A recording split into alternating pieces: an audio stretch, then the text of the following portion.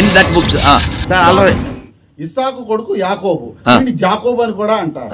అంటే జాకు అంటే మన తెలుగులో తిరగేసిందా? అంటే జాకు అంటే మన తెలుగులో తిరగేసిందా? ఇప్పుడు వాల్మీకి ఎందుకు తలుచుకుంటాం? మనం బోయవాడిలో ఉంటే మనం మాట్లాడుకుంటామేంటి? వాల్మీకి ఫస్ట్ బోయవాడు తిరుగుబోతు అన్ని వాల్మీకి బ్రాహ్మడు కాదు.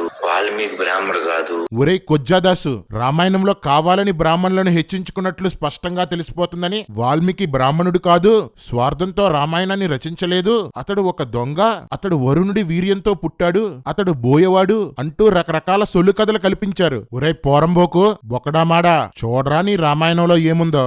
రామాయణం ఉత్తరాఖండం 47వ సర్గ 16వ శ్లోకంలో ఏముందరా? బ్రాహ్మణోత్తముడైన వాల్మీకి విప్రో వాల్మీకి.